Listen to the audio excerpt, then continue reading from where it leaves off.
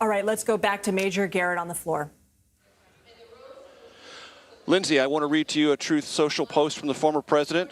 I'll cut to the chase. He has selected JD Vance as his running mate for the 2024 presidential campaign. Let me read this Truth Social post in toto. Quote, after lengthy deliberation and thought and considering the tremendous talents of many others, I have decided that the person best suited to assume the position of Vice President of the United States is Senator JD Vance of the great state of Ohio.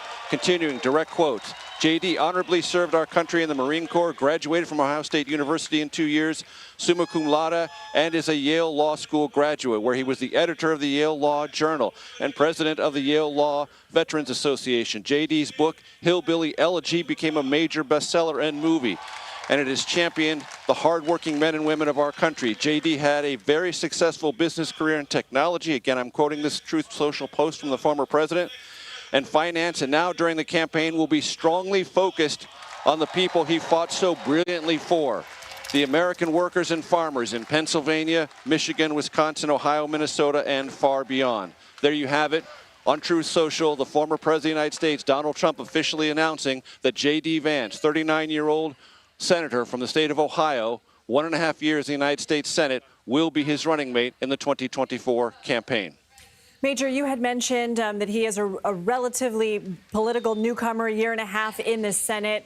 We, of course, are familiar with his book that turned into the very popular movie. What do we know about his credentials that make him ready for the moment today? Well, first and most importantly, he was able to patch up his differences with former President Trump. Anyone who does a quick internet search will find in 2016, not only was J.D. Vance critical of former President Trump, then a candidate for the Republican Party nomination for the first time in 2016, he was acidically critical of former President Trump, describing him in one article as potentially America's next Hitler, describing his particular rhetoric about helping the world class as rhetorical heroin. Highly critical of former President Trump seeking the Republican nomination in 2016. Those days are gone. And JD Vance has said publicly many times, the movement is larger than I thought it was, and it's time for me to suck it up and join this movement. And since he made that decision, as he prepared to run for the Senate in Ohio and won the endorsement of former President Trump, an endorsement, by the way, that catapulted him to the top of a very contested Republican primary and made him not only the nominee, but the future senator from Ohio, J.D. Vance has been not only the most stalwart, dependable, but most aggressive defender of former President Trump's approach on policy, politics, and even rhetoric. And for that reason, he rose to the top of this list and now has been chosen by the former president as his running mate in this campaign. Just reiterating the fact that Vance has been in Trump's corner, making that appeal on television. In fact, he was just on Face the Nation with our own Margaret Brenner recently, and he was vigorously defending the fact that the former president needed immunity to do his job, as he believed, as a future president. Of course, in the wake of that decision from the Supreme Court, he has defended the former president when it comes to January 6th. And he obviously came, as many in the nation did, after the attempted assassination on Saturday, to his corner, to his defense, actually posting on Twitter and alleging that it was the current president's own rhetoric that led us there, saying the central premise of the Biden campaign is that President Donald Trump is an authoritarian fascist who must be stopped at all costs. J.D. Vance on Twitter saying, on July 13th, just 2 days ago, the night of the attempted assassination, that rhetoric led directly to President Trump's attempted assassination. Of course, we know President Biden has tried to cool the temperature on both sides. Let's go back to you, Major, as we continue to watch the roll call here at the RNC with this major news of Trump picking J.D. Vance as his running mate. And it's also worth pointing out that with this pick, former President Trump is signaling that what he wants on this ticket and what he wants for the future of the Republican Party is absolute cohesion with the Trump approach to policy and politics. J.D. Vance is the face of the next generation of Trumpism and Trumpism within the Republican Party. He wants to be that face, and now being chosen as former President Trump's running mate will be the choice, will be the face, rather, of that new Republican Party after former President Trump, should he be elected to a second term. I want to bring in, please, if I could, our political director, Finn Gomez. Finn, it's squeeze in here. Yeah. Make sure we got plenty of room. We're all on the camera. Good. It's all great. We've got the right tie and everything. That's right. That's right. Finn, share with the audience your thoughts about JD Vance. I think there was a lot of speculation that it would be JD Vance in the last few days. We did see, we had one of our reporters, Shauna Mazzell, out in Cincinnati, Ohio. We saw like a heavy security detail over the last couple of days, especially after the terrible events that occurred in Pennsylvania. We saw, a really heavy security detail, something we did not see with some of the other contenders. But I think with JD Vance, as you said, it's somewhat of a legacy pick as well. This is Trump can only be in for one term, as we know. He already served one term, as we know. So, this is someone who can take the MAGA reins, as you said. And if you recall, back in 2016, the Hillbilly Elegy was the book that he wrote. And it was awarded, highly heralded, and it really almost served as a blueprint and sort of a textbook to understand the base that helped propel Trump to that victory in 2016. Essentially, for those who are not familiar with it, Hillbilly Elegy tells the story about J.D. Vance's extended family, and is the story of economic isolation, seeing industry and economic opportunity drift slowly away from many parts of Appalachia, Ohio, Pennsylvania, and also, and he writes very compellingly, movingly, painfully about how that sense of economic isolation, the receding of economic opportunities led to bad decisions, addiction and other things, other problems that he said were not only troubles for his family, but for many of the people he knew in the region he grew up in. Yet, at that time when Hillbilly Elegy was being celebrated, J.D. Vance then said, Trump doesn't know anything about this. His rhetoric speaks to these people, but they're going to be let down by former President Trump, then a candidate seeking the nomination in 2016. As I mentioned a moment ago, he called his rhetoric rhetorical heroin. Rhetorical heroin, yeah. Those days, as I mentioned a moment ago, Finn, they're gone, and they are now connected at the hip politically, and in a few hours here on the convention floor, I believe we are expecting unanimous acclamation of this convention and the delegates, former President Trump's running mate. Yeah, and I think it's also important to note, he is a senator of Ohio. He's a junior senator of Ohio. There has been some softening in support for President Biden in those important Rust Belt states, in those blue wall states that he needs to win to get back, to win re-election. Right. And I think strategically, the Trump people think this is something I've been told this, that they believe that they can really do well, and I think with J.D. Vance, they feel they can do even better. Let's break this down for the audience. Right now, former President Trump leads in the polls. He has an electoral map advantage. That is a fact. And the one strong remaining electoral path for President Biden to win re-election is dependent, 100% dependent on Pennsylvania, Michigan, and Wisconsin. It is no accident that in his Truth Social post announcing J.D. Vance as the running mate, former President Trump listed those states. You can bet, and I can bet, Finn, that J.D. Vance is going to be circulating throughout those states relentlessly in this campaign. And we know that the Ohio delegation is coming up next. If it's all right with the control room, why don't we go down and listen to the floor in this moment? Let's go. Let's go to the floor. Iowa, 79 delegates. Madam Secretary Alex Triantafilou, Chairman of the Ohio Republican Party. I stand here today with my friend Bernie Moreno, who's going to retire forever, politician Sherrod Brown, and deliver a win to the United States Senate. We proudly cast our 79 votes for President Donald J. Trump and JD Vance.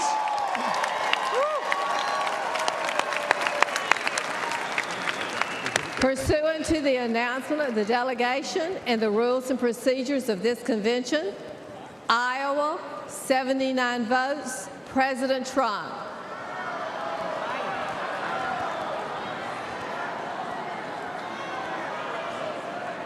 America, Samoa, 9 delegates.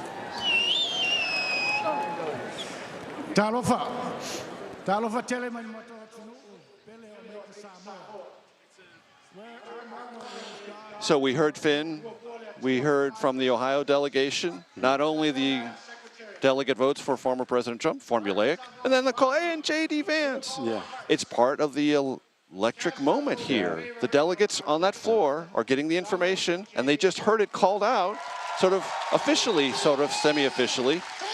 It's an exciting moment. It is, and I think that even prior to this moment, I mean, speaking to some of the delegates on the floor and speaking to some delegates just arriving over the last couple of days, you know, there is a sense, this palpable sense that they feel that they've turned a corner in the race. They feel there's momentum for Donald Trump. Frankly, after the debate in Atlanta and even after the events in Pennsylvania, they feel that they have this sense of momentum. We've been hearing from some of the delegates who have been repeating that now sort of very famous phrase, if you will, from Donald Trump after he was injured when he was shot at the attempted assassination. When he turned to the cameras and said, "Fight, fight, fight," and you're hearing that. You're hearing that through on the floor. That it's breaking out sort of. And it'll be interesting, Finn. That we have, by the way, just to keep everyone track of what's going on the floor, 3 more states to work through the roll call process. But it'll be interesting, Finn, for all of us to sift how that message of fighting is conveyed rhetorically. Right. JD Vance jumped right into the fray in the immediate hours after the assassination attempt on former President Trump, essentially saying the rhetoric of the left brought us to this traumatic and potentially lethal moment. Right. Lots of other Republicans held back and didn't and now there's been a call from the top of the Trump campaign, yes, from former President Trump himself and others, Steve Scalise, the House Majority Leader on the Republican side, to say, no, let's bring it down. Right. What will JD Vance sound like here? What will others sound like as they talk about the fight? What is the fight about? What is the fight for? And who is that fight against? I'm going to be sifting, as everyone here will be, how personal that is or non-personal that is. Is it policy? Is it personality? Is it names? Is it party? Is it ideology? What is it? No, I think that's a great point. And we did confirm that the president and the former president and senior members of his campaign have told the organizers, have told the speakers to tone down the tenor following Pennsylvania. Tone it down. We don't need that rhetoric. We want to focus on unifying the party. And I think that's something that you will likely hear from JD Vance when he does address this crowd later this week. But you're right. Like, how is that going to play? It's playing well here on the delegate floor, with delegates on the floor. We know that, right? He's speaking, frankly, to the choir, right? But outside in those battleground states, in some of those states where that rhetoric may not be as accepted, like, how does that happen? So, but I do think that. Finn, let's listen to the floor. The process is about to wrap up. Florida.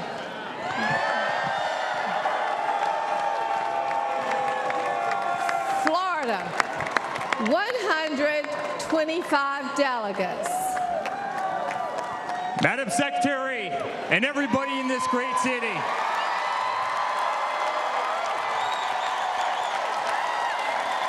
on behalf of our entire family and on behalf of the 125 delegates in the unbelievable state of Florida, we hereby nominate every single one of them for the greatest president that's ever lived, and that's Donald J. Trump, hereby declaring him the Republican nominee for President of the United States of America.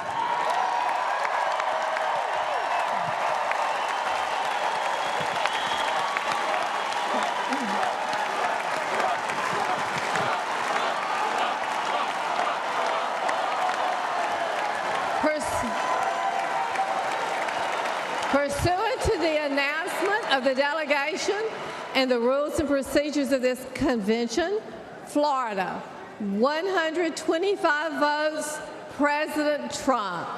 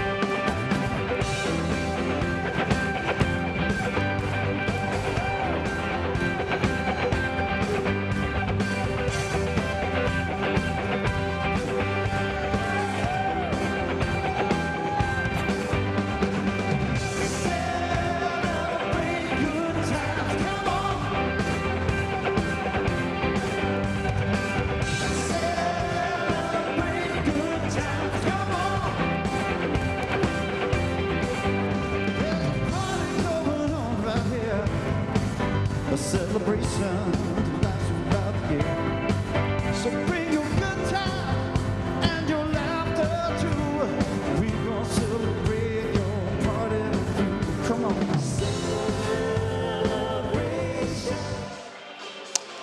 Over the top, you see it on the big screen here in Fiserv Forum. That is the Republican National Committee and attendant delegates' way of signaling to the nation and to the world that former President Donald Trump, for the third consecutive Republican convention, is the nominee of the party to seek the presidency in 2024. And that process was brought to dramatic conclusion by the Trump family. Eric, Don Jr., and Laura Trump, all there representing the Florida delegation. And we should note that the pick of JD Vance on the ticket for former President Trump is an internal victory for Don Trump Jr., a fierce advocate, very close to JD Vance, who'd been suggesting to his president, not to the former president and his father, for months that JD Vance was the best pick. Right, he's been the biggest lobbyist, biggest champion, his biggest cheerleader. And if you recall, in 2016, it wasn't really until the family met with Mike Pence and his family before Donald Trump finally decided that it was going to be Mike Pence. Mike Pence wrote about it in his book, in his memoir, and it was really that moment, but it was really the approval of the family. And so when we heard that JD Vance was being really championed by Donald Trump Jr. and his family, and it was a good indicator for that was a good likely pick, that it was going to happen. No doubt, a very big moment for the Trump family, and we should remind ourselves, and this is something that everyone will evaluate, and history will take very careful note of. For politics and former President Trump, now the nominee officially of the Republican National Party, it's a family affair. It's a family affair.